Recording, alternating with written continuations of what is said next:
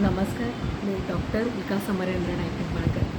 आज तुमच्यासाठी जे पुस्तक मी मांडले आहे ते आई समजून घेताना उत्तम कांबळे.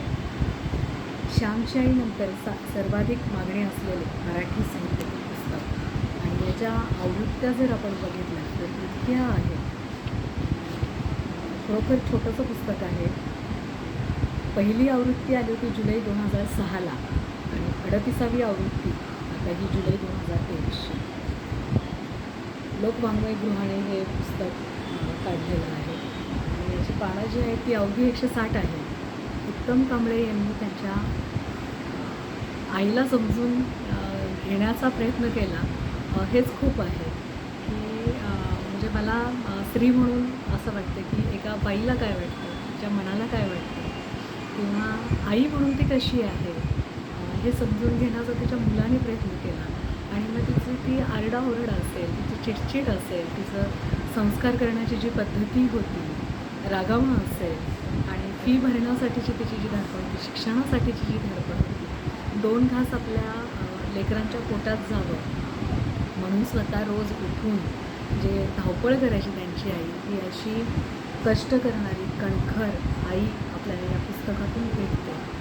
आणि एक माऊलीच हे तिच्या पिल्लांच्या प्रेमासाठी करू शकते की रोज सकाळी लवकर उठायचं, सगळं घरात लावायचं, पुन्हा दिवसभर कष्ट करायचे, संध्याकाळी येऊन पुन्हा स्वयंपाक करायचा, आपण अर्धपोटी राहून मुलांना व्यवस्थित जेव घालायचं, शिक्षण द्यायचं, मोठं करायचं.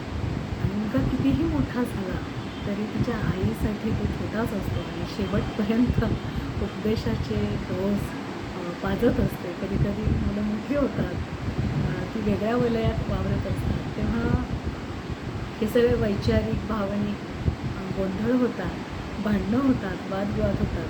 तर ते सुद्धा खूप प्रांजळपणे लेखकाने लिहिलेलं आहे की तिचं जग माझं जग जेव्हा सगळं बदलतं तर ते काय उलघाल होती.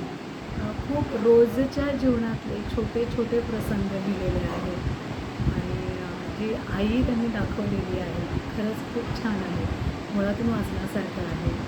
मनोगत लेखकाने जे प्रत्येक आवृत्तीला लिहिलं ते सुरुवातीला लिहिलं आणि त्या मनोगतातनं सुद्धा असं वाटतं की प्रत्येक आवृत्तीला आई समजण्याचे अधिकाधिक लेखकाने प्रयत्न केलेत, अजूनही करत असेल लेखक. मुळात